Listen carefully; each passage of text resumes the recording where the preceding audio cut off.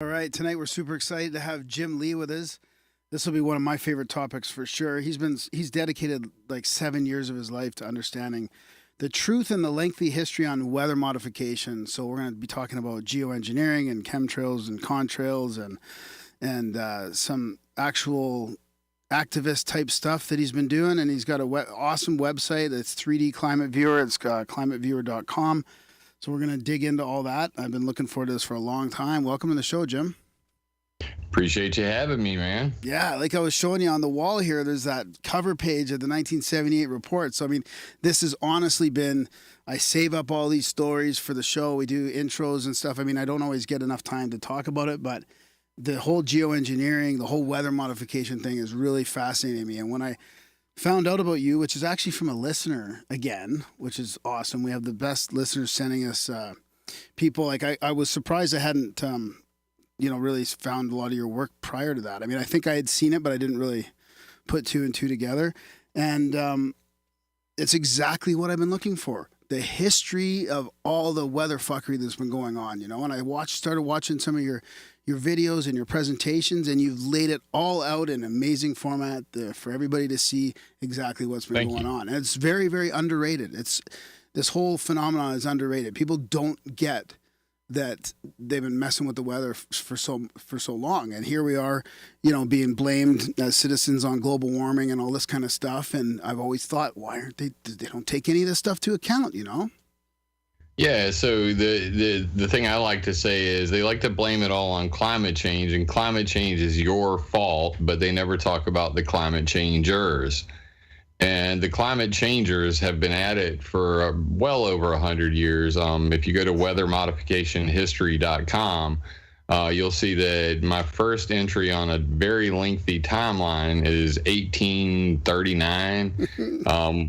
So, yeah, I mean, if you go back to the 1800s, there was a guy named James Pollard Espy. He was known as the Storm King. And he actually made one of the first weather maps for the U.S. Navy. And this meteorologist said, hey, why don't we burn massive forest fires on the West Coast so that we can seed rain on the East Coast? And it just goes on from there. Really, the history could be broken down into three major parts. And I derive this from my personal hero, Jim Fleming. Okay. Or Dr. James Roger Fleming. I just interviewed him at a weather modification conference this January. I went to Austin, Texas. It's called the 21st Conference on Planned and Inadvertent Weather Modification. This was at the American Meteorological Society's 98th annual meeting.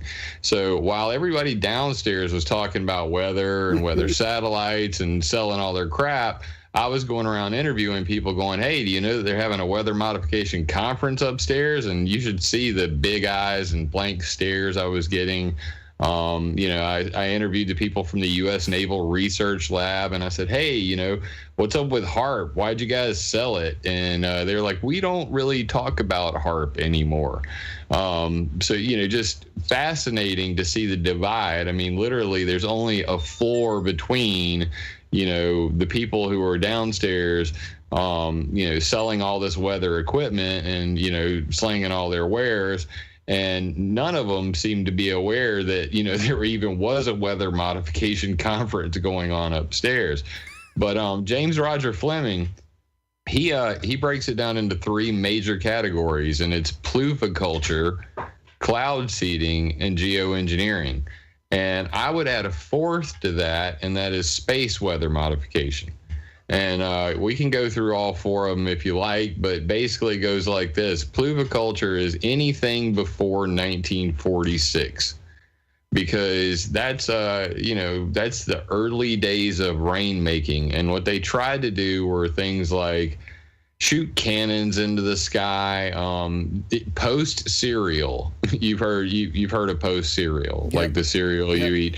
The guy, it's named after a guy named C.W. Post. He literally went down to Texas and was firing cannons into the sky trying to make it rain.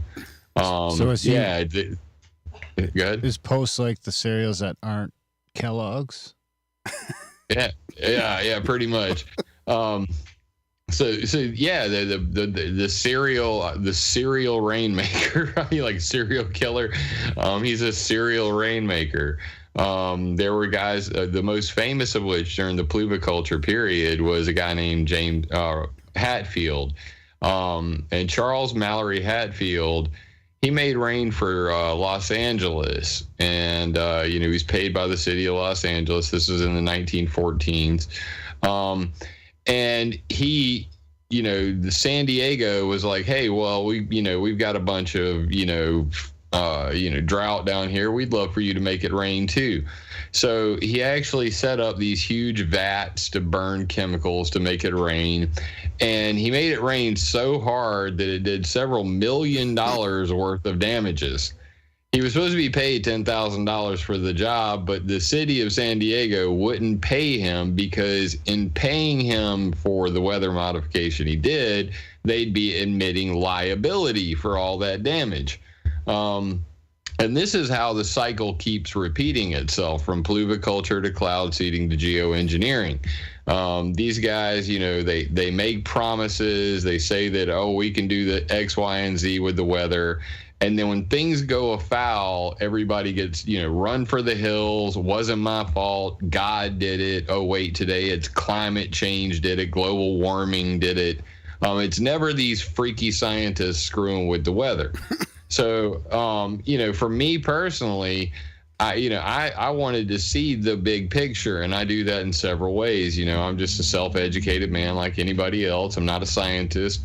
My father owns a trailer park. He used to launch nuclear missiles. So when my dad retired from the Air Force, we moved back home and we run the family business now. So I, live in a trailer park and I freaking read a lot on the internet, and I taught myself to make websites. So from that, I started a blog at climateviewer.com. And that's, basically where I post all the things that I, research and write. I do all my own graphics. I've been a graphics artist since I was, 6 years old. I started painting and stuff. When I was 12, I got on a computer. I'm 41 now. I had my first copy of Photoshop when I was 12 years old. And so I do all my own graphics and, web coding and research. I don't really rely very much on the talking heads on YouTube. I just do the research.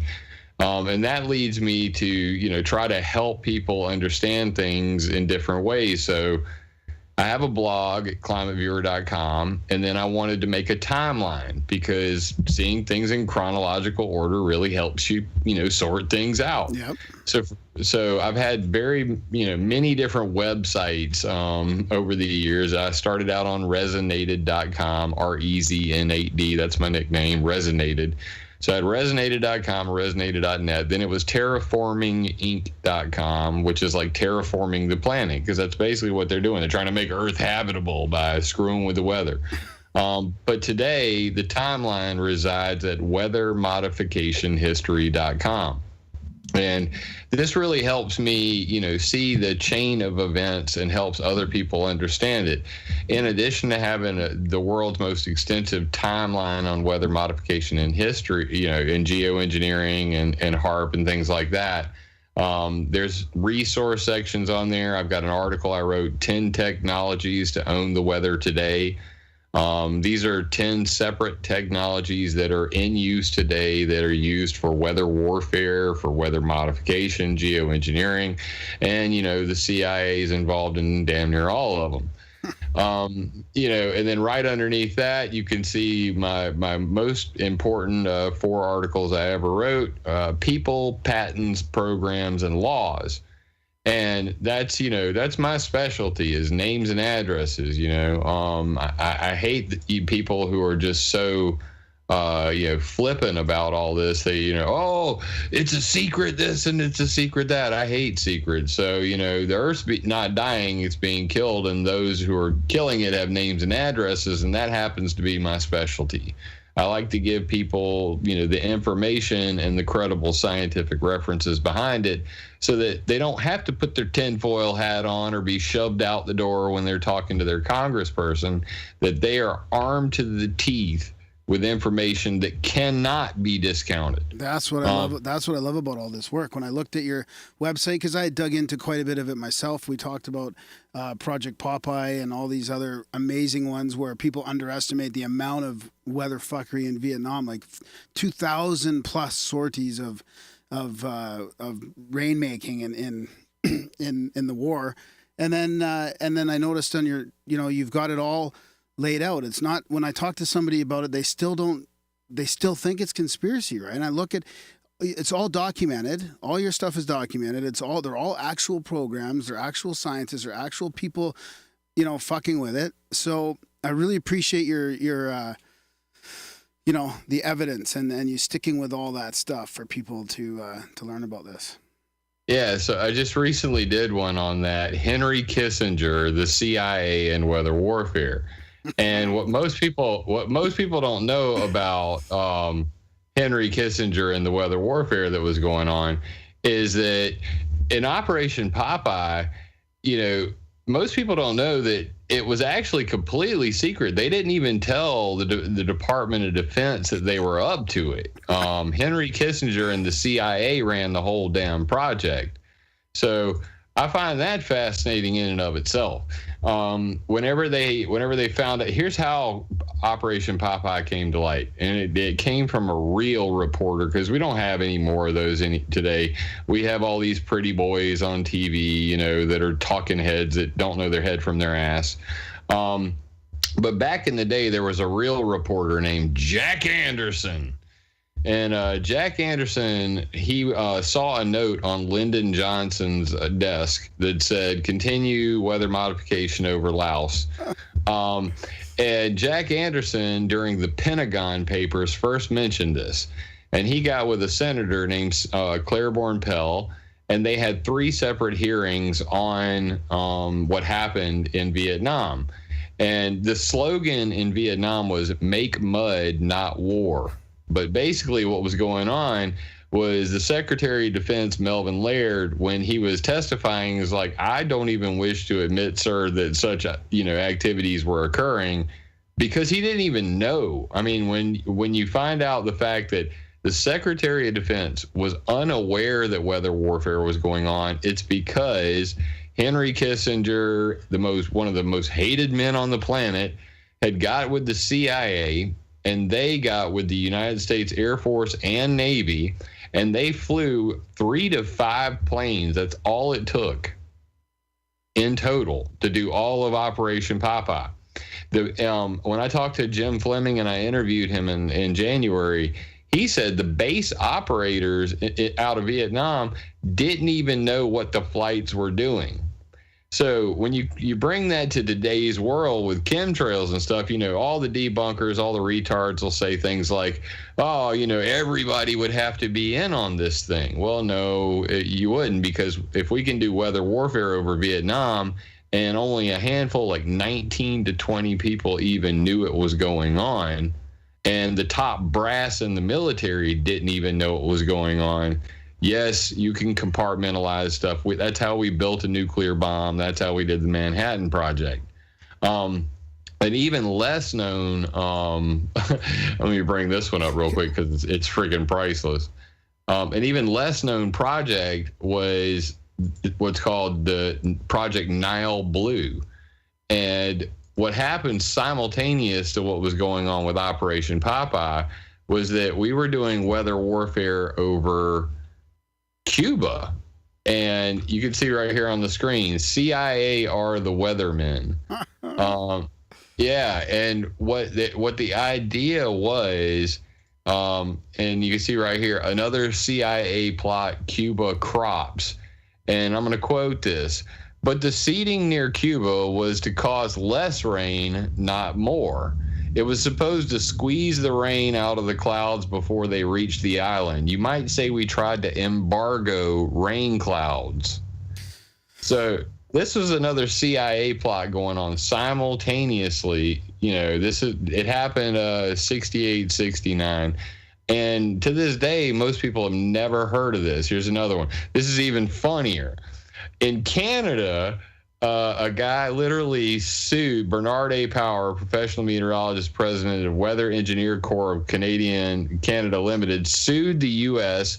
4 years ago, and the trial began September 22nd. And he sued them because the CIA infringed on his patents when they were doing the weather warfare. You can't make this stuff up. Here's one more. This is November 1976, the year I was born. I'm born November 4th, 1976. This is November 17th. CIA tampered with Cuba's weather. So this is well documented on weather modification history. This is just one post, and I've got all of these. This is state.gov, CIA.gov, reading room, FOIAs, and on down the list. But yeah, so most people don't know a thing about any of this. They certainly haven't heard, most people have by now have heard about the Vietnam, Operation Popeye. When Jack Anderson disclosed it, they immediately renamed it to Operation Motor Pool. And then they renamed it again to Operation Intermediary Compatriot because they were still trying to hide the truth. And the truth is never hidden well or long. And to this day, they had 3 separate congressional hearings on what happened in Vietnam. 2 of them are available on climateviewer.com and weather modification history. The third that happened in July is classified to this day. Huh. Because sources and methods that are still in use to this day. Wow. Can you just describe, a couple questions about Popeye before we move on, because it is one that still a lot of people don't know about, and it's a pretty profound one. So what was Kissinger up to then? And was it more about testing this technology and something, or was it really just a way to destroy that environment? And then also, how were they doing it? Especially in this older technology, not the stuff today, but what were they doing back then, and how were they modifying the weather back then in Popeye? Well, they used several different technologies, but mostly it was cloud seeding. Yeah. And here, I'll bring some pictures up for you guys. Silver iodide and barium and stuff like that, or silver iodide and. Yeah, mostly silver iodide, but big surprise, lead iodide. Oh, yeah, lead. Oh, wait. So everybody complains about Agent Orange, and that's why all the guys are screwed up. But they were also using lead iodide when they were spraying over Vietnam, over our troops, and obviously over the Viet Cong and the people that live there. But here up on the screen, this is from... you can go to weather modification history, and this is one of the timeline entries. Operation Popeye Motor Pool Intermediary Compatriot, March 20th, 1967 to 72. And the goals were softening road surfaces, causing landslides along roadways, washing out river crossings, and maintaining saturated soil conditions beyond the normal time span. Here's the actual equipment they used.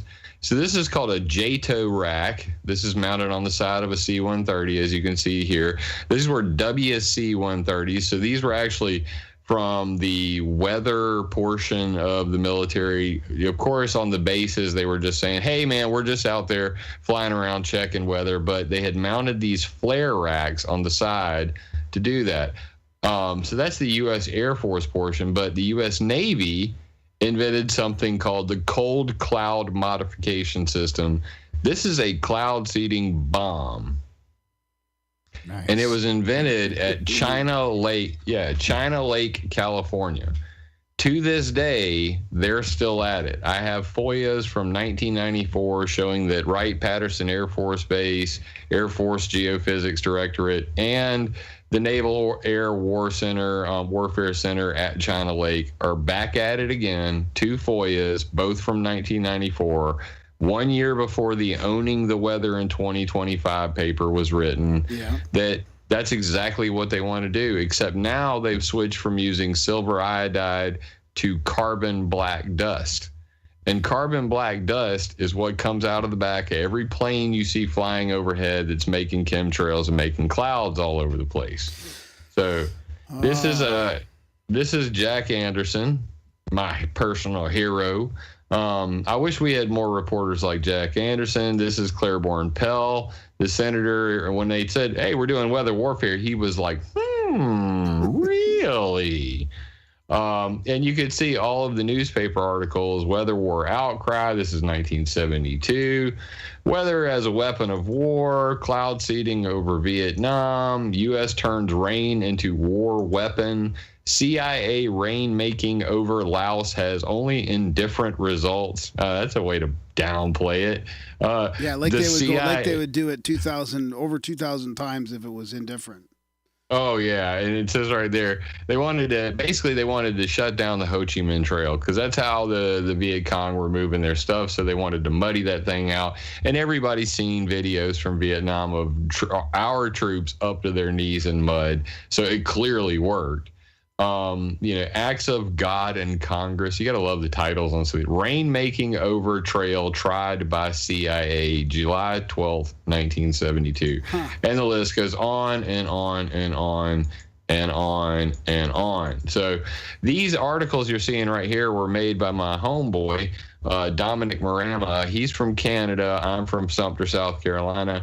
He goes and searches through old newspaper articles on the internet and then combines them with the header from the newspaper and does all this in Photoshop and Adobe Illustrator and turns it into a single image so you can read the entire article, see the name of the source and the date and everything. U.S. Soviets propose ban on weather war. So as a result of what happened in Vietnam, of course, the United Nations found out. And of course, this was very embarrassing to the United States. And the Soviets, they were like, hey, maybe we should agree not to use weather warfare. So that's exactly what they did. Let's not play that. It's a video. Anyway, so you can go through these, lots of lengthy stuff. But basically, as a result of what happened, a couple things happened in America. First of all the bald head white guys up in Congress were like, wait a minute. We control the weather? And that was the first, response I'm sure that they all had. And, as a result of that, they then went on to say, well, maybe if people are screwing with the weather, we should know about it, because apparently this is a thing and we should have known all along, and they didn't. So immediately, 1972, they passed the Weather Modification Reporting Act of 1972. And what that did is called Public Law 9205.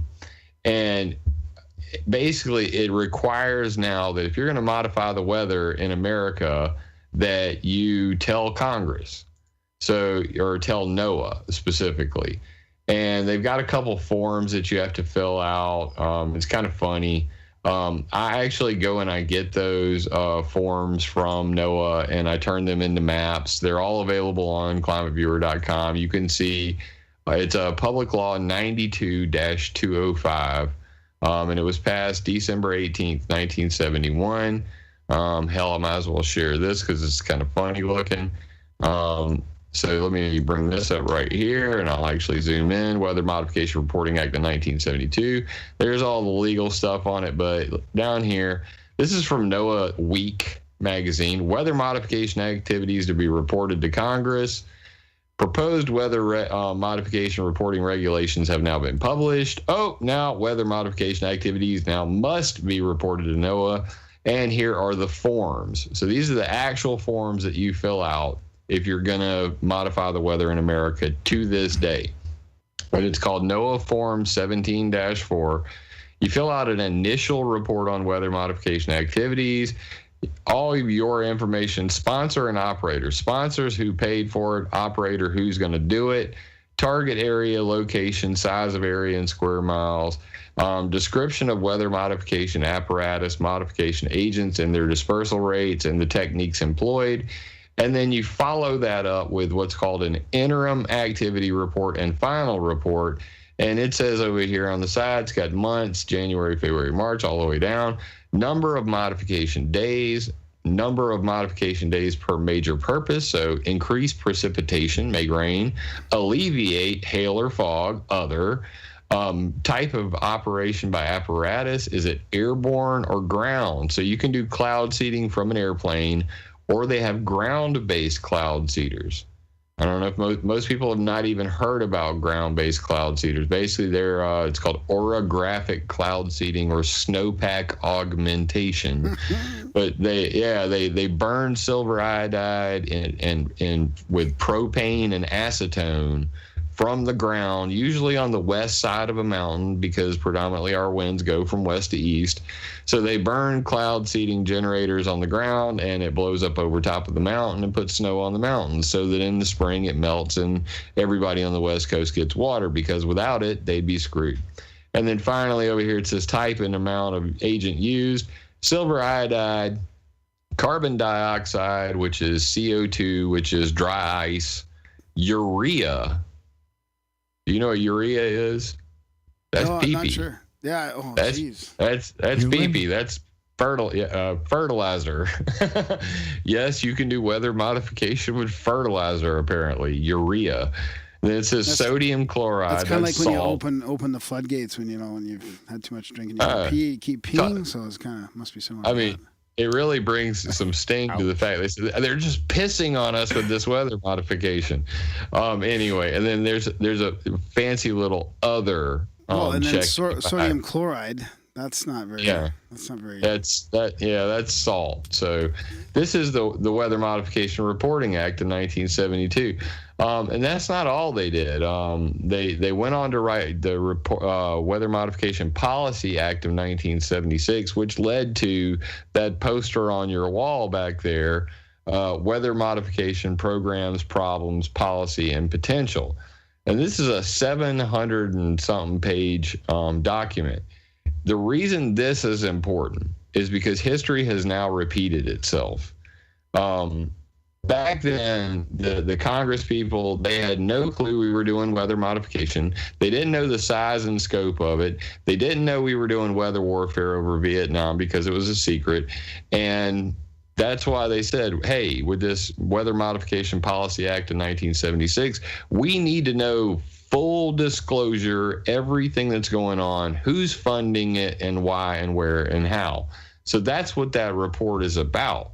And it came about, all of this that I just described came about as a result of weather modification over Vietnam, Operation Popeye.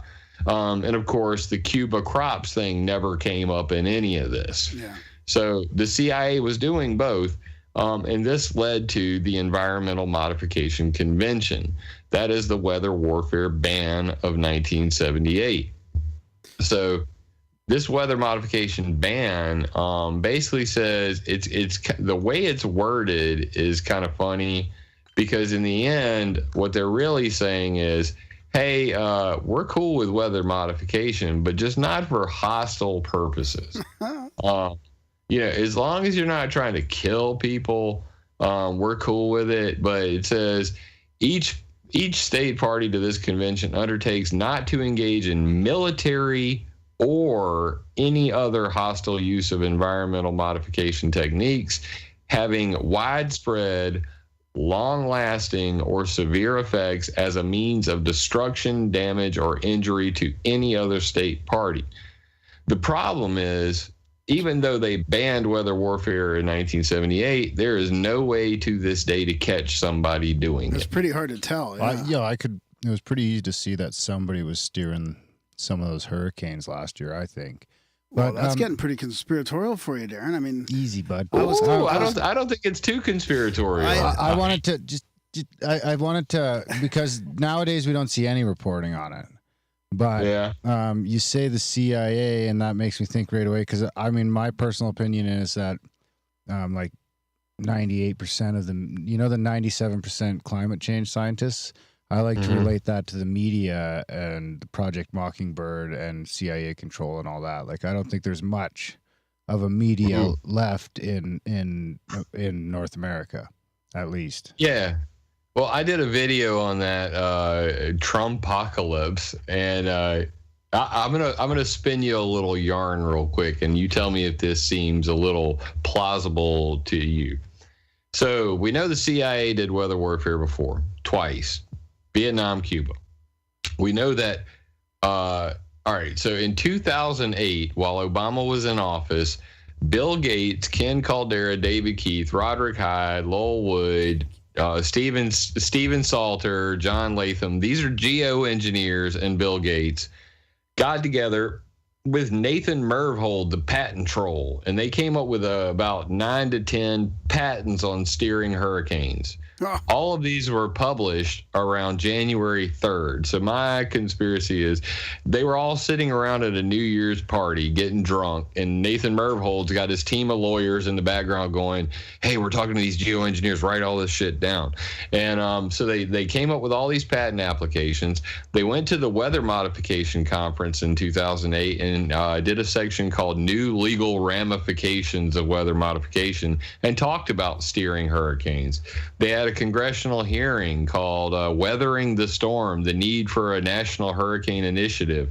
And then the Department of Homeland Security had a hurricane modification workshop in 2008 where they got all these geoengineers together and they said Katrina was a national security concern because it did billions of dollars worth of damage. And we should probably prevent another Katrina because, you know, if there's anything we could do that, that'd be great. So I'm going to screen share one more time for you real quick because this is pretty priceless. So this is the Hurricane Modification Workshop in Boulder, Colorado. David Skaggs Research Center, February 6th through 7th, 2008. And these are the geoengineers and scientists that showed up. I've got them numbered. You can see their names. I actually interviewed this guy, Daniel Rosenfeld, and William Cotton. William Cotton worked on Project Storm Fury when NOAA was steering hurricanes back in the 60s. I interviewed both of these guys at the Weather Modification Conference this year. Of course, they didn't really want to talk about that. Back in the back is John Latham. That's the Marine Cloud Brightening Project guy. Mosh Alamaro's in there. He talked about using carbon black dust to steer hurricanes. They talked about things like pouring oil on the surface of the ocean to cut off evaporation to steer hurricanes. Just like, you know, this is the idea. How to halt a hurricane. A fleet of aircraft drops soot in the path of the hurricane. Soot is black. Sun heats black. Oh, guess what? You can steer. Soot is warmed by the sun, heating the cool air around the very top of the hurricane. This reduces the flow of air within the hurricane and slows it down. Depending on where and when the soot is dropped, the now weakened hurricane will change course. So this was originally proposed by a guy back in 1976 called carbon absorption of solar energy, carbon dust absorption of solar energy, Gray et al., 1976. And Mosh Alamaro from MIT went to this Department of Homeland Security meeting and basically said the same thing that guy said. Hey, let's use carbon black dust to steer hurricanes. You can't make this shit up. And anyway, that's my video on her. So if there's a way to suppress the hurricane or change its course and weaken it, I guess, is there a way to strengthen it as well? And did they research that? I'm sure they have. And right here you can see this is a video I have. It's a video presentation from one of those weather modification conferences, 17th Conference on Planned and Inadvertent Weather Modification, Objectives of the Hurricane Modification Workshop. So anyway, I'm getting long-winded about this. Let me go to the point of my conspiracy. Back to what your cohort said. This is kind of funny. So he's the cohort. In 2000, okay, who's the sidekick? I need to know these things. He's the sidekick. So Graham is on the left. I'm Graham. All right. Yeah. Hey, all right, making sure. Yeah. Okay. So in 2008, Obama was in office. They were doing COP21. They were all the globalist technocrats were getting their way with their global warming agenda to control everybody on the planet with their boogeyman global warming. And they were talking about steering hurricanes as climate mitigation. So this was a geoengineering thing. So what happens? Trump comes into office and magically, and I do mean magically, this 8-year hiatus, they say 10-year hiatus on major hurricanes making landfall ended abruptly. And you can look this up. They're like, 10-year, 3,232 days worth of hurricane, missing America. Suddenly they're hitting America again. Left and so right. So what happened? Trump comes into office. He shits all over the CIA. First things out of his mouth, screw the CIA. And what is that wrinkled old Democrat Chuck Schumer say? You better not mess with the CIA because they've got 100 ways from Sunday to screw with you. So then what do you have? You have hurricanes finally starting to hit us again. Is this a coincidence? Trump comes into office, shits on the CIA, cancels COP21.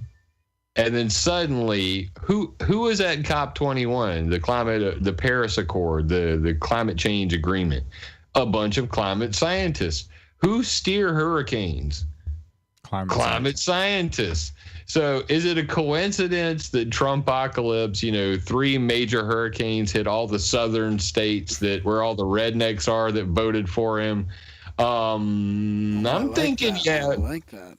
I'm thinking it is. So I did a video on that. You can see it on my YouTube channel. Just search for Jim Lee Climate Viewer on YouTube, or go to climateviewer.com. My YouTube channel's all over that thing. But yeah, so then California could be like, is that a strike back?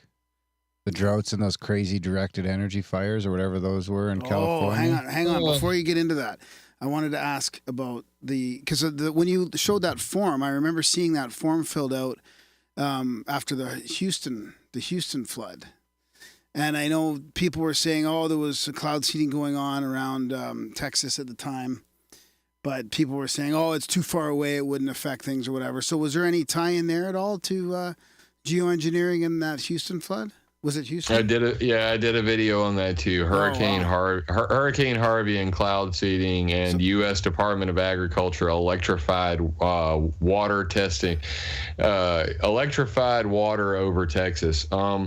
Basically, yes. So anything in the area would be ingested into the hurricane. It is monumentally stupid to burn silver iodide flares over the state of Texas when there's a hurricane on the way.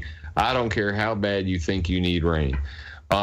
Because you're talking, I looked at the where the actual cloud seeding occurred was about, 200 to 300, maybe 400 miles at the most away. But you have to understand the size of a hurricane and how the inflow of air goes. And any aerosols near that hurricane are going to affect it. So similarly, during Hurricane Sandy, what I noticed was, as Hurricane Sandy was passing South Carolina, that I saw plane after plane flying in front of where the path of the hurricane was going to go. And when airplanes fly and they dump their poop all over the sky, they're putting aerosols in the sky. So the hurricane already has a massive amount of water in it. And what's needed for that water to fall is 3 things. This is how all clouds and all rain work. You need dust, water vapor, and electricity. And the electricity is static. So you need static for the water to stick to the dust. The dust being the silver iodide they put out in Texas, that was the cloud condensation nuclei, as they like to call it, CCN. Or as the dumbass geoengineers they've renamed it now, ice nucleating particles, even though for 50, 60 years they've called them cloud condensation nuclei. Regardless, when you put dust in the sky and there's a massive amount of water there, you're going to increase rainfall. So it was monumentally stupid for the Texas Weather Modification Association to even allow them to do this sort of thing. And you can see it. I mapped it out on Google Earth to show how far away it was. And, if you look at Gray et al. 76, that carbon black dust absorption of solar energy, they got a nice chart on there. Here, I'll even show it. Let me bring it up real quick. Where they show how these things get sucked in. Here, let me share screens real quick. And basically it goes like this. Here's a picture. So you can see weather modification by carbon dust absorption of solar energy, and they show here's the artificial cloud, carbon black dust here. It gets sucked in, and this is what is this, like kilometers? 400 kilometers away, 600 kilometers away. I mean, so yeah, radius in kilometers. I mean, what else do I need to say here? I'll even blow it up some more. Let's open that in a new tab so we can really get in there. But you can see right there. I mean, that's 600 kilometers away. Inflow, yes, it's going to get sucked in. It's going to go in there and it's going to make it bigger, and then the outflow at the top. So yeah. Putting silver iodide only 400 miles away, yes, it's going to get sucked into the hurricane. Yes, you're going to make more rain, and yes, that's going to contribute to the flooding in Texas. How much? Who knows? I'm not that guy. But as you can see, this was proposed in 1976 as an illustration of how carbon dust would be generated and dispensed from a jet aircraft. That's coming out of the engine. That looks like chemtrails to me. And then over here, they show the actual engine, the compressor, the burner, the turbine, afterburner, carbon make section, and the nozzle. So shooting carbon black dust out of planes to do this sort of thing, been talked about for a very long time. Like I said, this is July 1974 by William Gray. So if they knew it back in the 70s, you think that they would know better than to do something like that today. So was it intentional? Was there culpability? Could they be sued? I don't know. You tell me. Yeah, that's a good point. We should try suing someone. So let's get into what Darren was saying then to see if what were you mentioning there about the California fires? Just recently, like this last kind of yeah, 6 they were right months after the hurricanes, weren't they? Excuse me? The California crazy fires there that happened right after the hurricanes? Yeah. I saw a lot of stuff online about directed energy weapons being used. I saw some videos of that, and I'm just going to be real blunt about it. Directed energy weapons don't curve. And, what I was seeing was a lot of videos of, transformers exploding and people, claiming that this blue light is a laser beam from the sky. Now don't get me wrong. What I was seeing is insane. I mean, you've got houses burned and trees right next to them that have no fire at all. But then you go and you read about these morons who were literally setting houses on fire after they robbed them. There were a couple people actually busted doing that.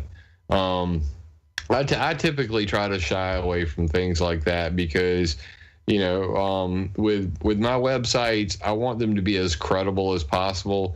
And unless it's something I can prove beyond a shadow of a doubt, I try to steer away from it because, I don't want to ruin the credibility of this. I mean, literally, I've got government organizations from around the world who are quoting my research right now. And I want to be able to, go to the United Nations, to go to Congress, to go to my State Department and do something about that.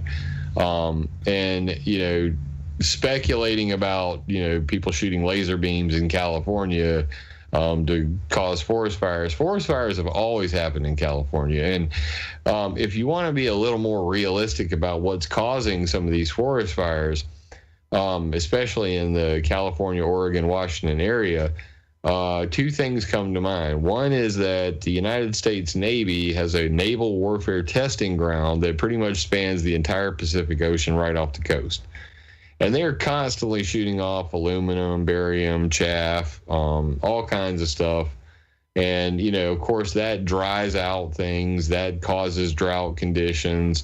Another one that most people have never heard of is called hack and squirt. Have you ever heard of it?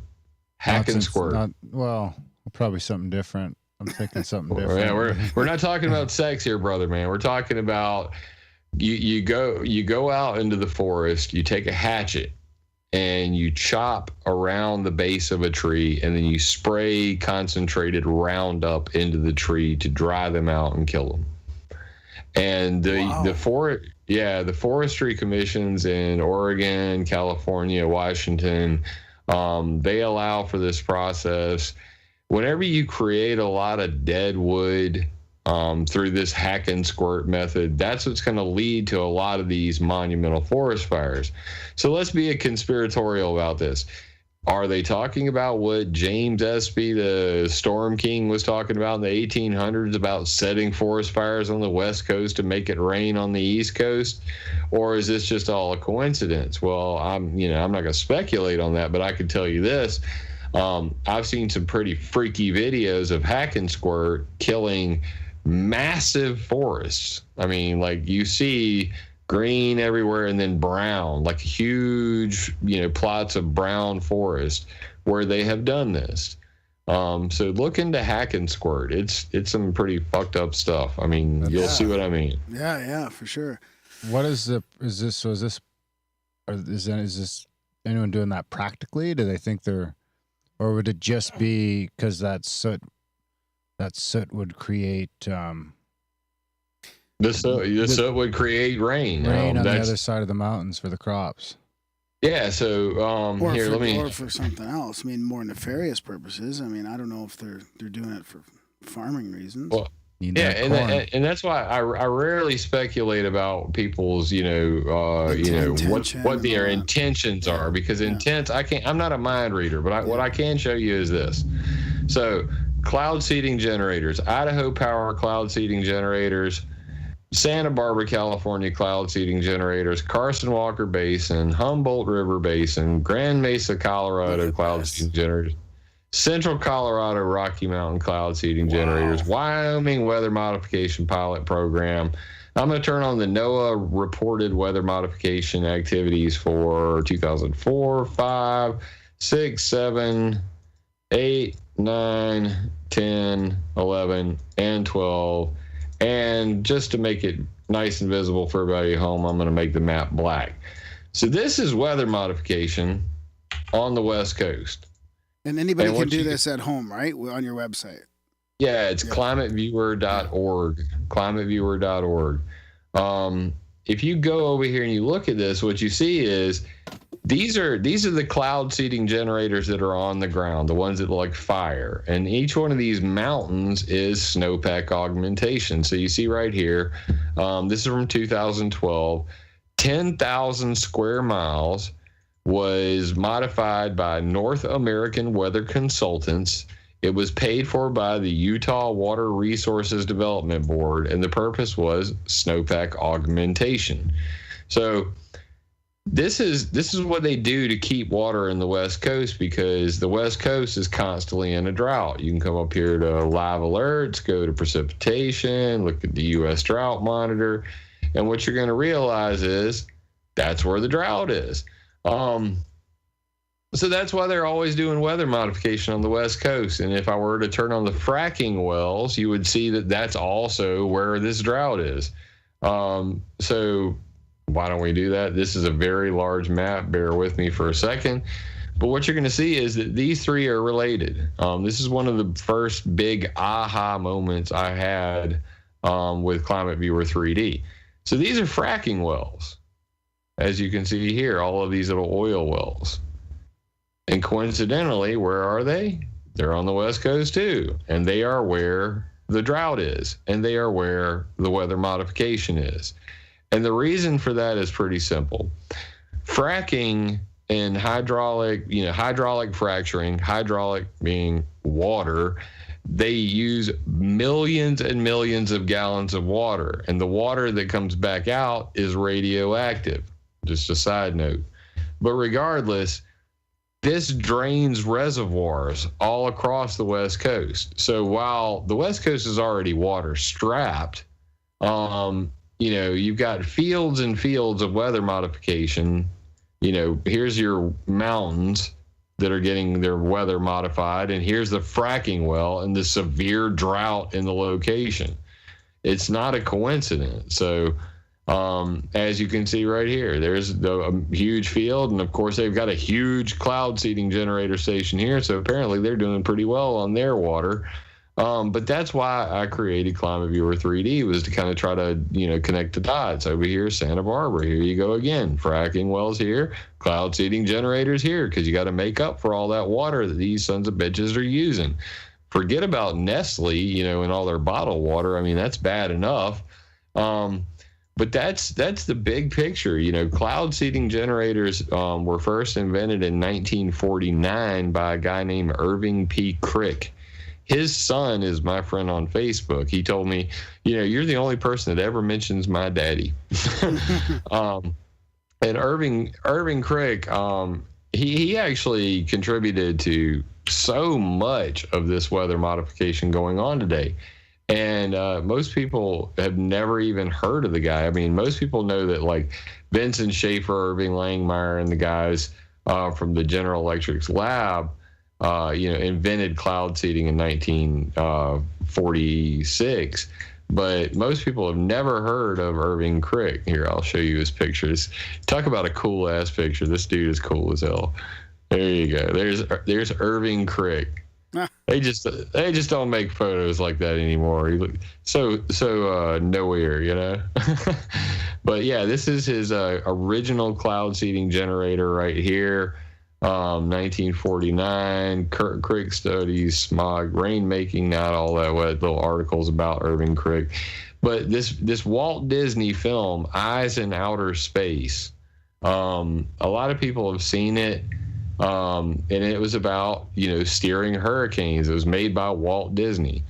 And the part that caught my attention was, I was like, all right, I watched the whole thing and I was like, now who the hell, came up with this idea? Who was the technical advisor on this?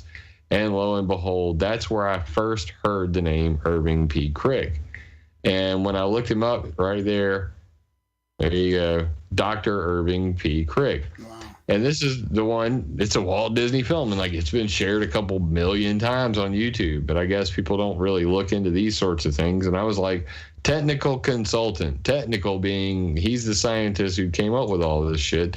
Maybe I should look into him. And it turns out he invented all these ground-based cloud seeding generators I just showed you. So that's how I find stuff, just little facts, little nuggets like that, and they lead to the big picture. Yeah, nice. So I do have a couple questions about the carbon black. Is that the same? I've been hearing a lot about coal fly ash as well. Is that the same type of thing, or is it a similar? Yeah, it's very similar. So they're almost synonymous.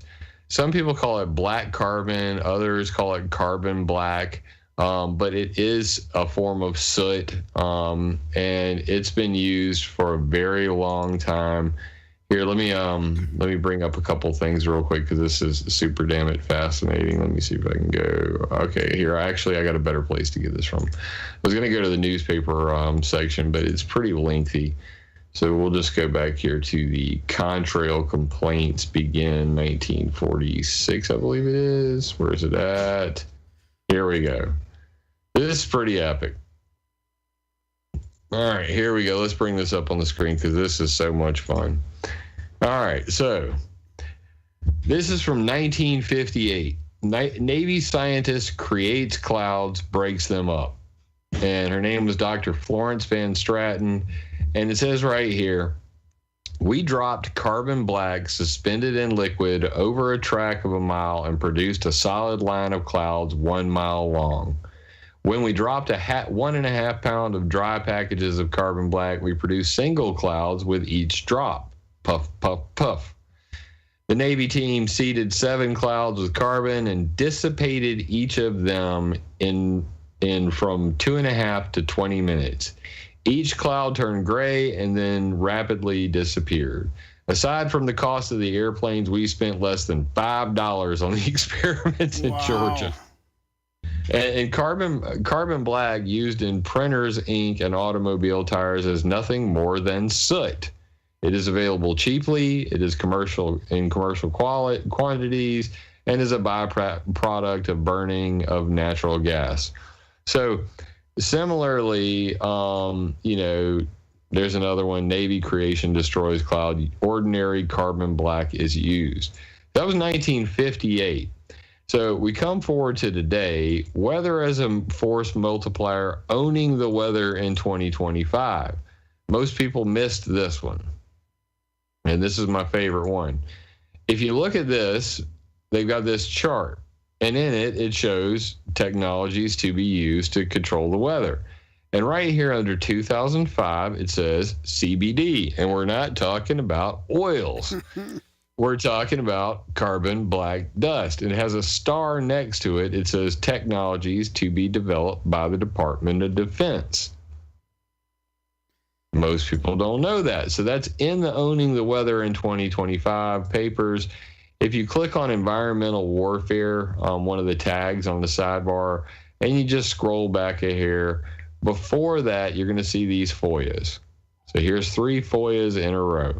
This is from the U.S. Navy, and that FOIA says, weather modification, non-lethal warfare proposal, and guess who's doing it?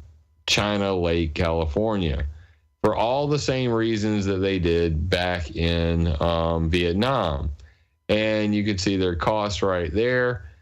So they're still up to it. And then you got the Air Force. This one's even better. This is a FOIA from 1994. What does it say?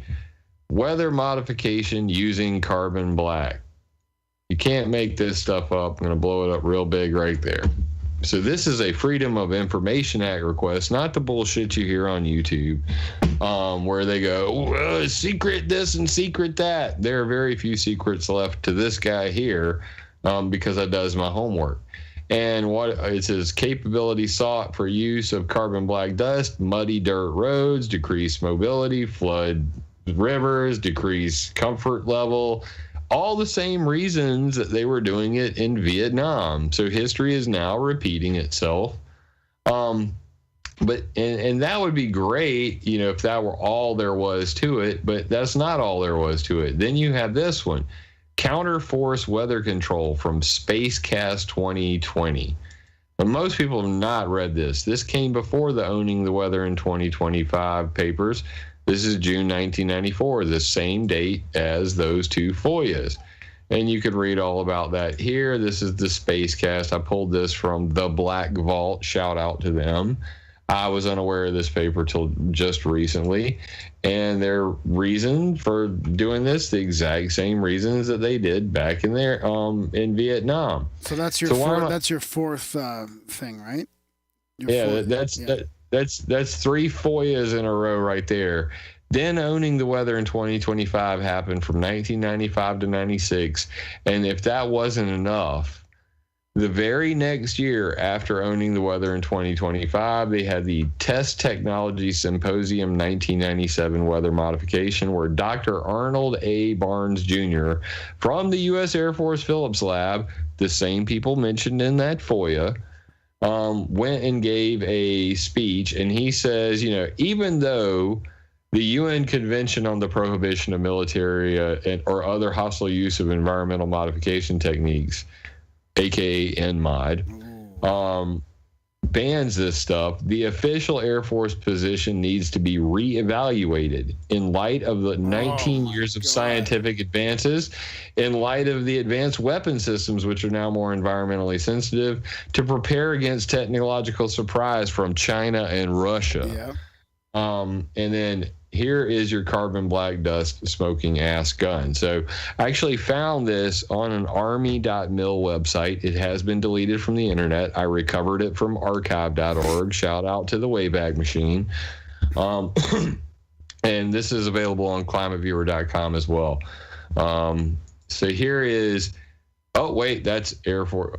Owning the Weather in 2025 is in his presentation. So this is from Owning the Weather in 20. It says Air Force 2025 there. All the reasons that we want to do it: flood lines of communication, reduce mobility, decrease comfort level. Same thing that was in the FOIA. Deny fresh water, induce drought. Same thing CIA did to Cuba. Space weather, disrupt communications and radar, destroy satellite or space assets like laser beams in space or spy satellites.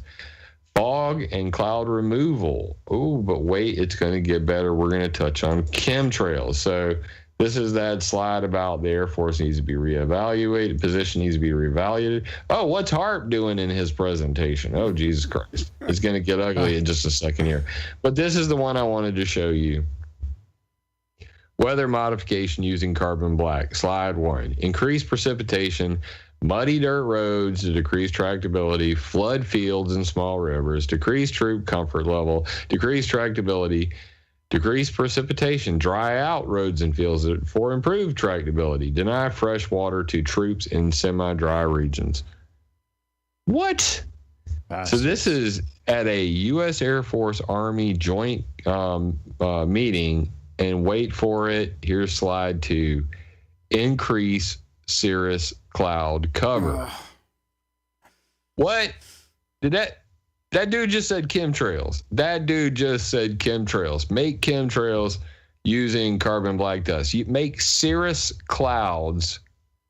And why does he say you want to do it? None of the bullshit you've heard online. Not for, more gallons or any of that. He says, the military says they want to create cirrus cloud cover to deny visual satellite or high altitude reconnaissance and decrease light level for nighttime operations. All right. If you got your UFO out on the runway at Area 51 and you don't want the Russians or Chinese to see it, you might want to make clouds that cover the sky because the satellites are in space. And if there are clouds, they can't see what's on the ground. Makes sense? Makes sense to me. If we're in the Iraq war and you got a bunch of poor Iraqi, Republican Guard who don't have night vision goggles, then you create a whole bunch of cirrus clouds. You create a whole bunch of chemtrails. You block out the moonlight. It is darker than a mofo. And our night vision goggles are suddenly a serious technological advantage. That's why the military says they want to create cirrus clouds. This is real as rain. Now I'm really going to screw you up. So I'm going to go back to the Weather Mod history timeline, and I'm just going to type in Lyndon Johnson. And what did President Lyndon Johnson say? He said, wait for it, it lays the predicate and foundation for the development of a weather satellite that will permit man to determine the world's cloud layer. Video of him saying that. Oh, and I've heard that other part. And then ultimately to control the weather, he who controls the weather will control the world. And that was when was that? 62? No. May 27th, 1962. And he said this at a commencement speech in Texas. I got the link right here, texasarchive.org. You can actually go over there and see that. But the even better one, and most people have not heard this one, control of space means control of the world.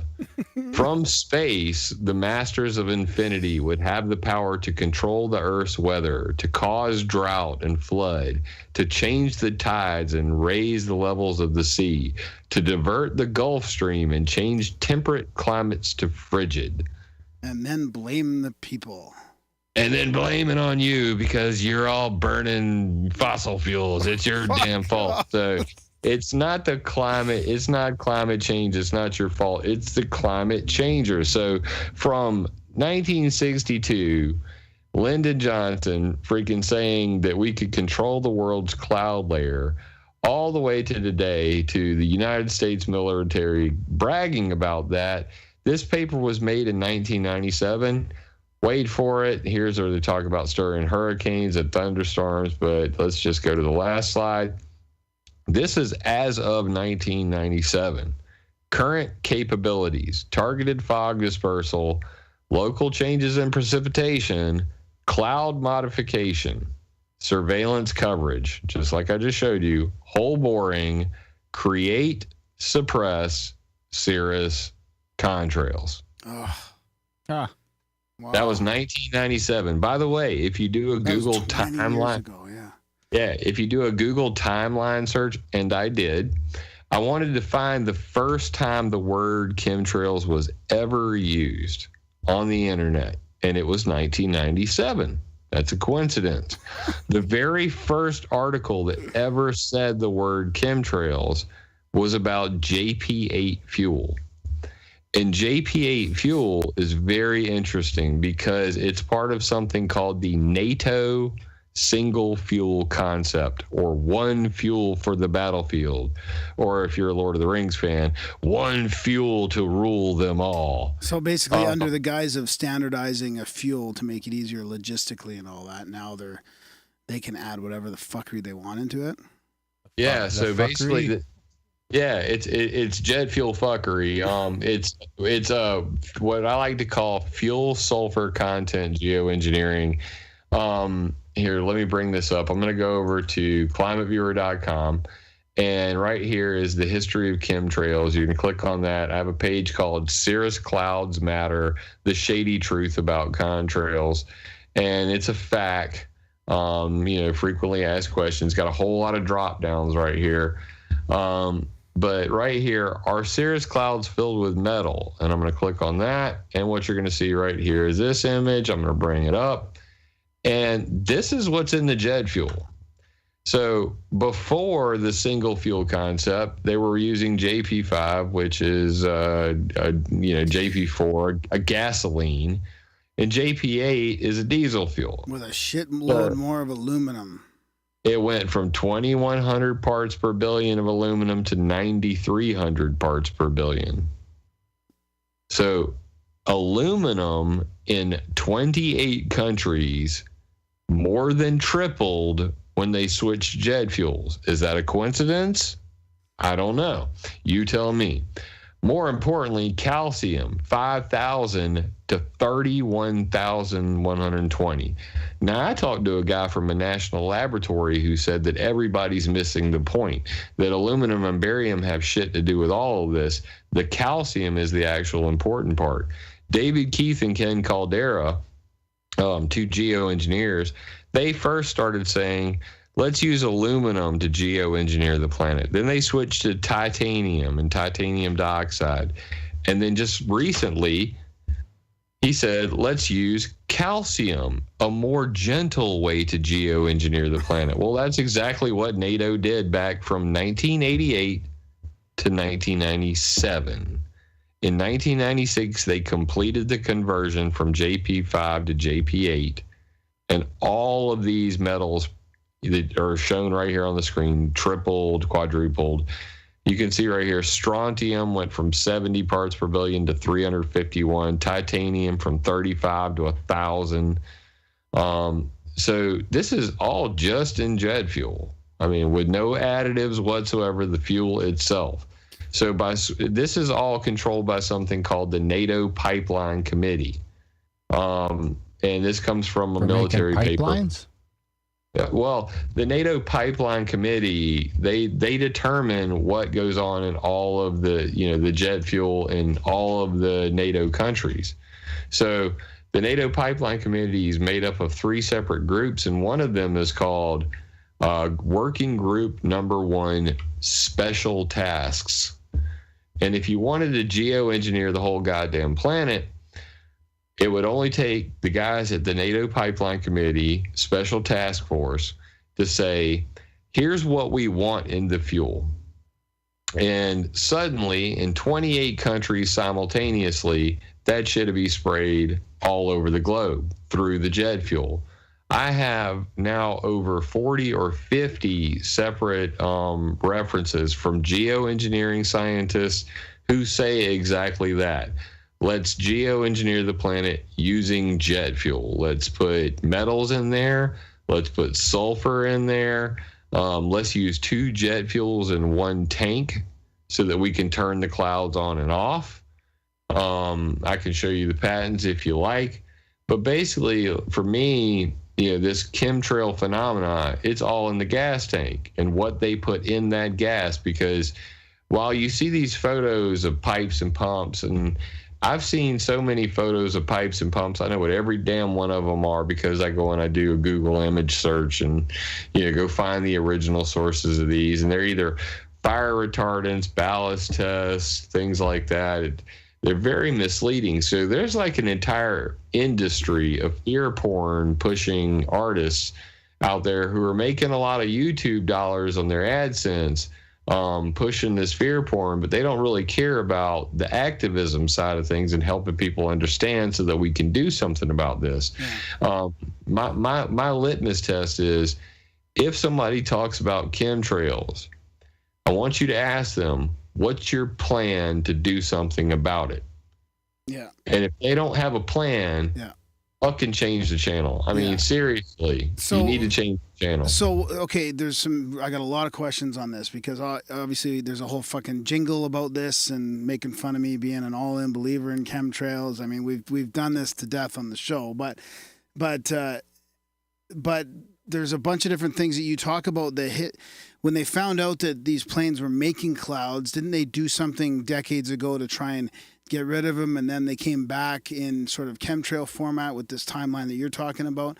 And then also, I feel like there's more than just the fuel as well, though. But isn't there, spray apparatuses and different means of dispersing the stuff as well? Like, isn't it a bit safe to say that there's multiple things going on here as well?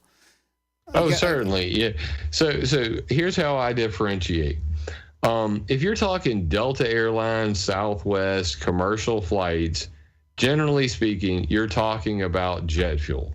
Jet fuel makes clouds, period. And the reason it makes clouds is because soot comes out of the back of planes. That soot is loaded with metals, period. I can show you the list of metals. There's a paper that's called Physical and Chemical Characterization of Non-Volatile Aircraft Engine Exhaust. Here's what they found just in regular jet exhaust coming from regular jet fuel. Like nowadays or way back? Today. Okay. This is from, here, let me bring the paper up real quick and you actually see it. One sec. So there's two different things going on here. One being commercial, one being military, obviously. Why is this thing not loading? It's from archive.org, that's why. So back to the paper. The detected metallic compounds were internally mixed with soot particles. The most abundant of these metals in the exhaust were chromium, iron, molybdenum, sodium, calcium, aluminum, vanadium, barium, cobalt, copper, nickel, lead, magnesium, manganese, silicone, titanium, and zirconium, just in the jet exhaust.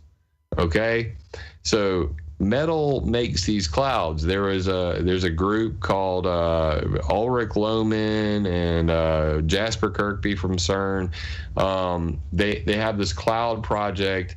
And what they were doing was they were looking to figure out what's going on in these clouds, what's making them.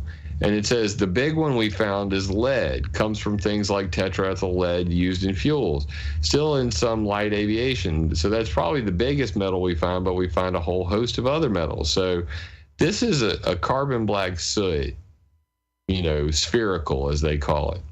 And you can see right there, PB inclusions. That's lead in the soot. All of the metals that we're finding in the sky are in this soot. Soot is burned out of the back of planes. So these fine metals, it said, well, of course you would need to do a whole lot of stuff to change the sky. Well, the paper is called Clarifying the Dominant Sources and Mechanisms of Cirrus Cloud Formation. It would seem that you'd have to change all the aerosols in the atmosphere very radically to get a big effect on clouds. But because mineral dust and metallic particles are such a small amount of the particulate matter, just 1% or 2%, it means that you only have to change about 1% or 2% of the particles to get a big effect on these clouds. So to create clouds, all they need is, very small fractions of metal in the sky. And that's how they're doing it. The soot burnt out of the back of planes is loaded with these metals. Just recently, the Indian Space Organization found, the soot particles at 18 kilometers in the sky, and they said the only place they could ever come from is planes, and that's affecting their monsoon, destroying the ozone layer, and all that. So planes are fucking up the sky by what David Keith, David Keith, geoengineer, right? He lives just down the road from us in Canmore, Alberta, I believe. Oh yeah. Really? Is he the guy who made the billboard? The billboard. No, is he the guy who bitching about the billboard, and he's pushing for geoengineering. I mean, it's a disgusting thing. Like all this stuff is mind blowing, and it's disgusting to me as well that we're even trying to mess with the weather. And I mean, it's a bit overwhelming because it's just rampant. I mean, people should really be in shock with this whole thing, Yeah, so he actually wrote a paper called Photophoretic Levitation of Carbon Black Soot. And what he was talking about is, here, let me bring this up real quick. He's talking about the fact that, that soot actually floats, okay, by itself. Whenever the sun hits the soot, it levitates. So as the soot comes out of the back of the planes, it goes up. And that's why I've got this paper right here, how jets make metal clouds, just the facts. And that's what we're talking about here. David Key said, we could, here's the paper I'm looking for. This is from the Indian Space Organization. Black carbon from aircraft exhaust is destroying ozone, melting the poles. Wow. And that's the black soot we're talking about right there that you can see clearly in that photo. But you can see right here, black carbons affect monsoons. Right here. Is black carbon affecting monsoons? The Indian Space Organization, ISRO's Vikram Sarabhi Space Center, and the Indian Institute of Science pretty pissed off about it because it's affecting the weather over India. Yeah. This is something that's just coming out. This is like September of 2017 on this paper. So this is new science. Now, back to your question, could it be more than just, the jet fuel? I say yes. Have you ever heard of Janet? Yep. Just another non-existent terminal? No, actually, I thought it was Joint Air Force Navy something or other. Janet, just another non-existent terminal. So the CIA has its own airline. That's the one that goes to Area 51, isn't it? Or yeah, the ones that does the special flights to Area 51 and all of these. These are white, unmarked planes. Yeah, and those are the ones that aren't going to be on Flight Radar 24 for obvious freaking reasons. Now, if you were going to do weather warfare, a la Cuba style, a la Vietnam style, Operation Popeye style, if you were going to do chemtrails and it be a secret government program, well, the CIA owns its own freaking, fleet airline. Yeah. So to say that it's all one thing, I hate to say all, every, or never, because they're pretty stupid. There's rarely a single cause for anything. Yeah. Usually there's multiple layers to that. There's layers to the shit player, tiramisu. So I tend to think that, for me, I try to fight flight pollution from airline industry, and I recognize that history can repeat itself. That, have you ever heard of Agent Green? Yep. So Agent Green is a mycoherbicide. It was part of something called Plan Colombia. And basically the CIA was spraying a fungicide, it's actually a fungus, on the cocaine plants in Colombia in South America. Now, this mycoherbicide made its way all the way back to Texas and is now in the corn and in livestock. Those are chemtrails. To this day, we have secret government programs where they're spraying stuff overhead. During the 50s, they had something called the Manhattan-Rochester Coalition. The most famous case was in St. Louis. Just recently, a lady named Lisa Martino Taylor disclosed that the U.S. Army Chemical Corps was spraying zinc cadmium sulfide, a radioactive material, over, the black neighborhoods in St. Louis. And then later on, they were going to find the children and, find the dead people and grind up their thyroids and see how much they, ingested.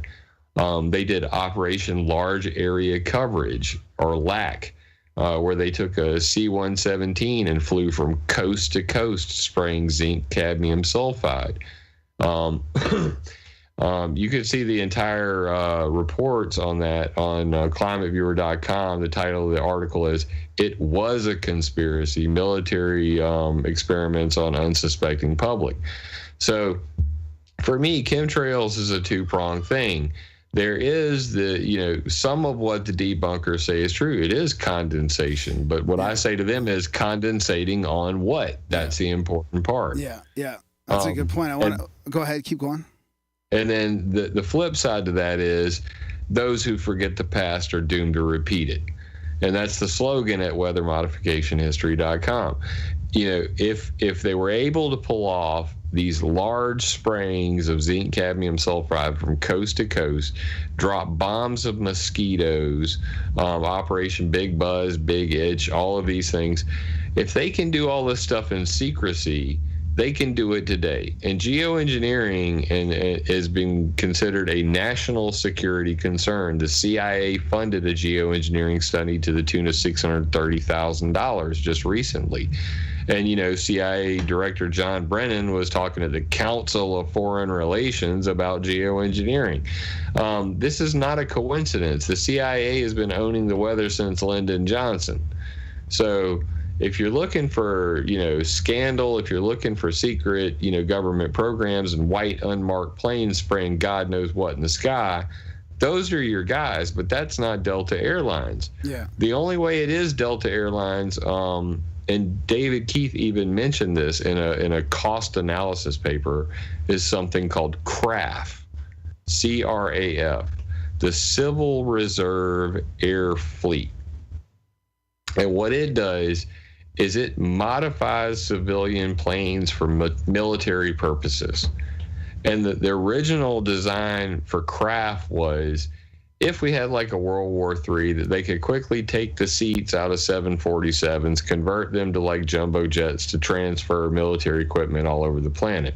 But David Keith himself mentioned using CRAF to modify 747s to spray geoengineering chemicals. So is it possible that they are modifying the planes to do that? Yes, it's possible. Is it likely? No, because of cost involved, because people would know. Yeah. So the simplest solution for all of this comes from what they call biofuels for contrail control. You can Google that, biofuels for contrail control. And on weathermodificationhistory.com, I'll bring it up real quick. If you just go to the front page and search for dope jet fuel, you can see all that. Here, I'll bring it up on the screen. This is the modern way that they're using commercial aviation to screw with the sky. And the quote goes like this from a scientific paper. Applying high fuel sulfur content at aviation cruise altitude combined with ultra low sulfur jet fuel at lower altitude results in a lower aviation-induced mortality and increased negative RE compared to the baseline aviation scenario. What this means is, if we use biofuels on takeoff, we'll make less soot around airports, which will kill less people around airports. But if we load it with sulfur when we get in the air, we can mimic the Pinatubo effect and geoengineer the planet and cool it. And that's what David Keith was talking about with photophoretic levitation, could loft particles above the stratosphere, reducing their capacity to interfere with ozone chemistry. Say they have now more evidence, this is the Indian Space Organization, that such particles existing up to 18 kilometers in the stratosphere, and there are about 10,000 black carbon particles in every cubic centimeter now, and it could only be derived from emissions of aviation fuel. So how does this work? Like this right here. So here's your patents, fuel system for vapor trail control. There's the patent number. Pause it if you need to read it. And then this one, fuel, 2 jet fuels, 1 tank for contrail control, U.S. patent application. And the best one of all, control unit and method for controlling the supply of a vehicle with multiple fuels. This is how they use 2 jet fuels and 1 tank to, turn the clouds on and off. And that's, that's it in a nutshell. They use the jet fuel electronic control unit, put biofuels in 1 tank, put JP8 doped with sulfur in another tank, and the pilots don't even have to know. This can all be done. Yeah, that's what I was just going to say. ask you that. I mean, the pilots are clueless to this. This can all be done from afar. This is geoengineering using jet fuel. The FAA has something called next generation transportation system. It's a supercomputer. It puts all the flights on highways in the skies. It creates the grids in the sky. It has something attached to it called the Aviation Environmental Design Toolkit, AEDT. And what that does is it tells them, whenever we're going to make clouds in the sky, are they going to cool the planet, or are they going to heat the planet? If they're going to cool the planet, that's a good thing. We can make carbon credits. If it's going to heat the planet, we're going to have to pay carbon taxes. That's really going to suck. So that's really, in a nutshell, what's going on today. So they've got 2 tests going on for this, Access and ND Max. They're testing these biofuels for contrail control. And that's where the rubber meets the road for real. Wow.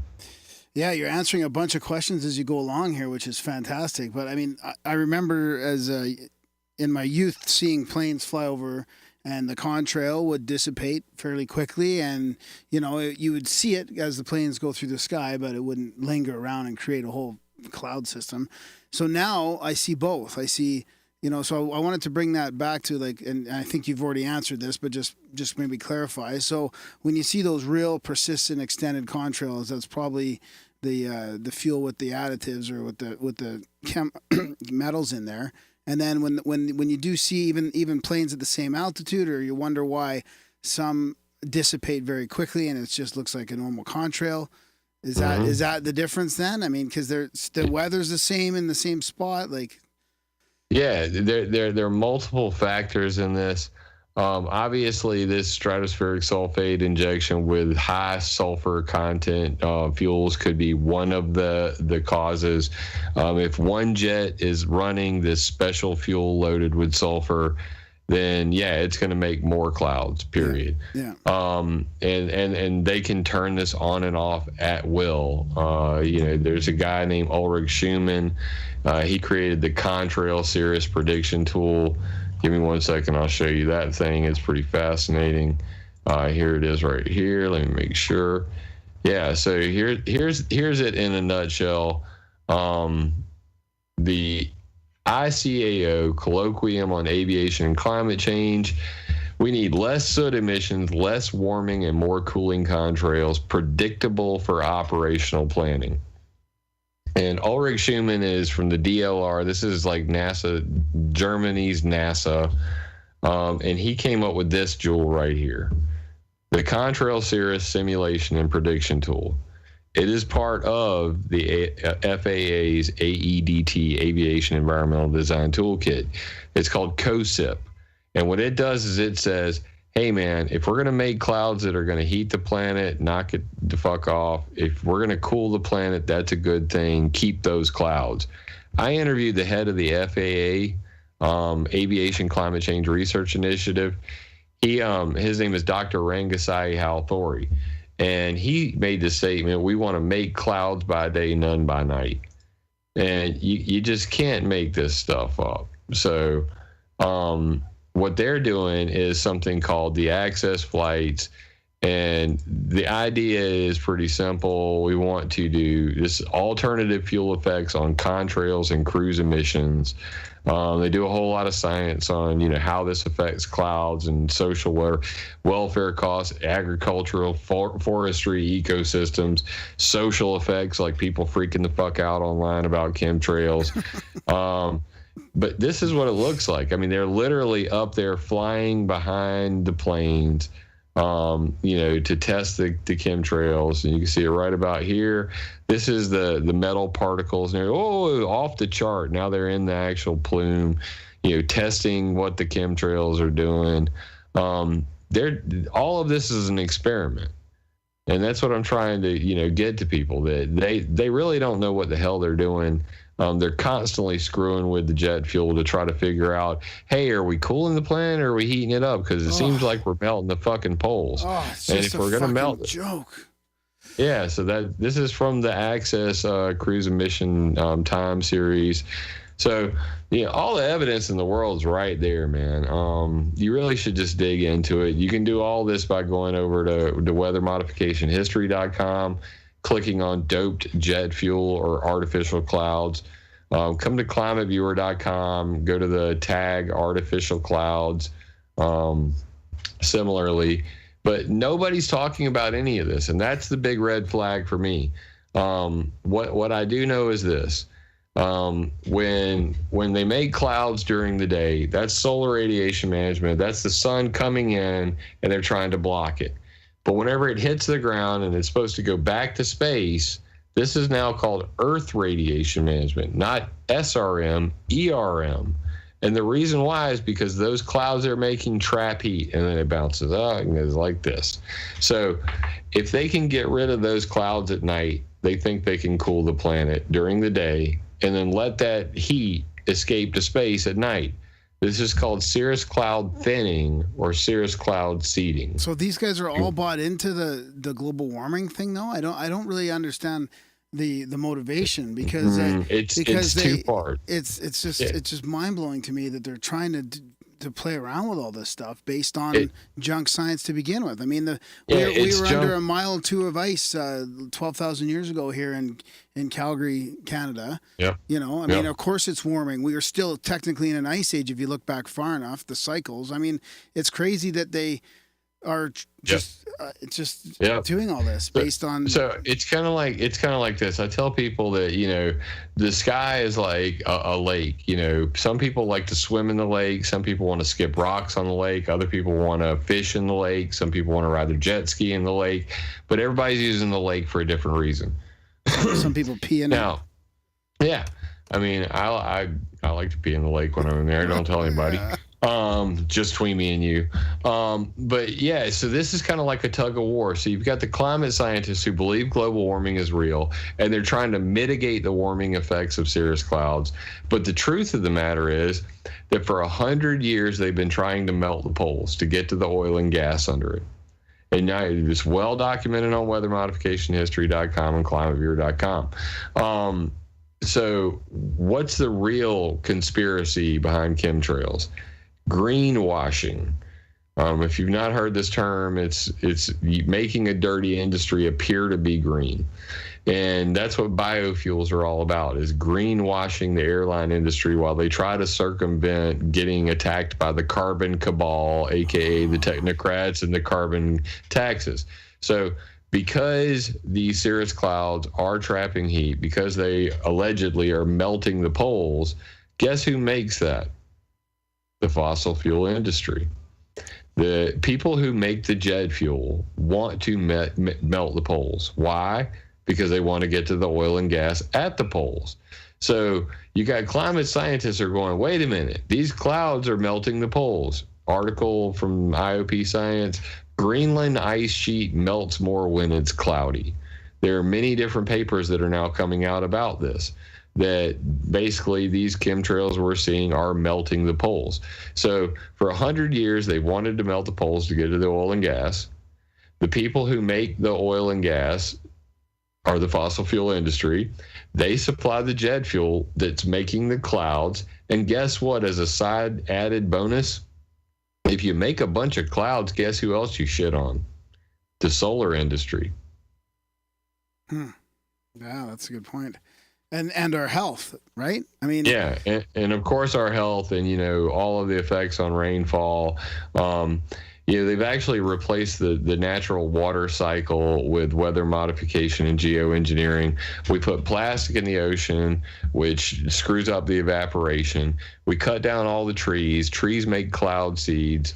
And we put pesticides everywhere, which kills all the bacteria that also is cloud seeds, called Pseudomonas syringae. So when we kill all the natural sources of cloud production, that's when we end up in this situation. Holy. Well, my wife is giving me the wrap it up. Yeah, my baby's about to hit the thermonuclear guys. Yeah, it's been, but just if you could have 2 minutes to describe your initiative before we let you go, that we should probably say. Certainly. Yeah. So I'm trying to propose an add-on to NMOD, the weather warfare ban of 1976, that brings two things: transparency and verification. Because basically, when we banned upper atmospheric nuclear explosions, we came up with a system to monitor for nuclear explosions. It's infrasound recorders, seismographs, and all that. That way, when Kim Jong dumbass is blowing up nuclear bombs, we immediately know about it, because bans do not work. You can ban a thing, but unless you can verify that somebody broke the ban, it doesn't matter. So we banned weather warfare in 1978, but we have no way to catch somebody doing it today. So what I propose, and I've already got the backing of several prominent scientists, including David Keith and Ken Caldera themselves, have both agreed that this is a good idea. Wow. That worldwide, if you're going to do any kind of atmospheric experiment, be it cloud seeding, sounding rockets, ionospheric heaters like HAARP, anything, period, that just like we did in America, we have a Weather Modification Reporting Act of 1972. There should be a worldwide Weather Modification Weather Experiment Reporting Act that is an add-on to NMOD. And the reason why is because of the word of the day, intent. So NMOD bans hostile intentions. In order to be able to tell if somebody's intention is hostile, you need to tell me in advance. So I propose a 48-hour notification window. At a minimum, you must tell us 48 hours before you're going to do an atmospheric experiment on a publicly available website so that everybody knows simultaneously. That way, if you create a tornado and kill people, if you destroy somebody's crops, we can sue your ass at the very least, and you might have just violated NMOD. Secondly, we create a sensor network to detect weather modification, weather warfare, geoengineering. And that should be a two-part system, trust but verify. So one should be all of the government sensors of the world, all the satellites, radars, wind, aerosol detectors, whatever the governments and universities have, that they all be combined for the purpose of detecting weather modification and geoengineering. But secondly, I personally hope to create something called a climate viewer that goes in my backyard, that views my sky, that displays it in real time on climateviewer.org or a map similar to it, that does rainfall samples in real time so we can see what chemicals are coming down, that measures things like wind and radiation and all the usual weather stuff. So we need notification up front. What are you doing? Why are you doing it? And if we catch you lying, or if you don't tell us and we catch you in the act, then you are hostile. You did violate NMOD. This is a way to actually bring teeth to a law already on the books that bans what everybody seems to believe is already going on, and it seems more than readily apparent is going on. We're in the middle of World War III, and nobody knows it, and it's a weather war. And that's my story, and I'm sticking to it. You could support my act. It's called the Environmental Modification Accountability Act of 2018. It is available at climateviewer.com/nmod. That's ENMOD. And of course, I'd also like your support, climateviewer.com or patreon.com/climateviewer. PayPal.me/climateviewer. Everything I do is open source, advertisement free. I do this because I was a Boy Scout. I have 2 daughters, and I don't want them to grow up in a fucked up world where, people can continue to do this in secrecy. That's why I'm driven to get as many facts out there as possible and be solution based and pragmatic about this, because all I see is an industry of fear porn artists who are perfectly fine with filling people with fear, uncertainty, and doubt. Fear is a mind killer. It's demoralizing. So my websites are fear porn free. And that's why I do what I do. I hope to bring, accountability and transparency to this secret world of geoengineering and weather warfare. And the only way we're going to do that is if, we really put some teeth to NMOD and catch them in the act. Awesome. That's a great summary and really excellent presentation. I mean, honestly, you just answered all my questions before I even had to ask them. I mean, fantastic. We should have you back on maybe in a few months too, after things settle back down and maybe closer to the act. I mean, it's just, really, really appreciate your work. I think it's super important. I mean, it's a topic that's close to my heart. I'm always ranting about it on the show, and you did a lot better job of selling it than Graham did. I'm all in, Jim. I'm all in. I appreciate it, man. I appreciate it. Yeah, dude. Nothing but facts over here, dude. I don't like bullshitting people, and I think that if you go to weathermodificationhistory.com and climateviewer.com, climateviewer.org, and you'll be a believer too, just like Graham. It's so important. It's to me, it's like one of the most important topics. So, yeah, thanks a lot. We better let you go. Yeah, thanks, Jim. We'll let you get back to it. I appreciate it, guys. Yeah, my 2 daughters need to be put to bed. I really appreciate you guys doing this, and I appreciate you spreading the word. Okay, buddy. Love your show, and I'll definitely shift around. Okay, good. Thanks, buddy. Ciao. Okay. Thanks for having me, guys. Okay, bye-bye. Now is our chat with Jim Lee. Great show. Wow. Mind-blowing, Is that man. not mind-blowing or what? Fact after fact after fact. I mean, so good at sharing his sites, his presentation. I've been on his sites before, and they are very, very well done. Just jam-packed with information. This is the type of thing that just makes me really feel like I love what we do right here, right? We talk to these guys. Is this a new favorite for you? Doing like this research for so long, right? Year upon year upon year, putting all this timelines and facts together for everybody. Timelines and facts. And he's not a, all-in conspiratorial chemtrail guy. Like he's just all about the facts. I mean, if somebody watches this on YouTube and they can't like open their mind a little bit to what's going on, then there's some problems.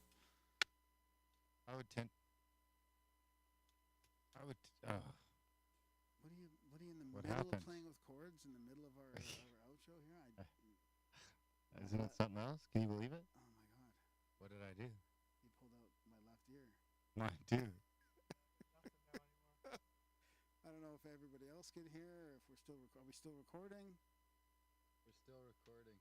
Not quite as professional as Jim. That's a new one. Yeah. So I think we just broke something in the studio. Ask for your support. Grimerica.ca/support. Might fix Darren's problem over here. All right, yeah, big thanks, Jim, for coming on the show. Big thanks to you guys for listening. Do check out Jim's Patreon and his PayPal. And while you're there, check out our support page, Grimerica.ca/support. And help us keep on keeping on and fix whatever the fuck just broke now. Keep your eyes in the skies. Easy, man. Easy on the... Oh, I get it. I thought you were throwing in a UFO thing there. No, the chemtrail, okay. Yeah, I get you. I'm sorry. Clouds are being created up there and for multiple purposes. All right, guys. Thanks for listening, and we will see you next week. And thanks to everybody who joined us live at the last minute. Oh, they can't hear me anymore. Okay, just goodbye. Bye. Since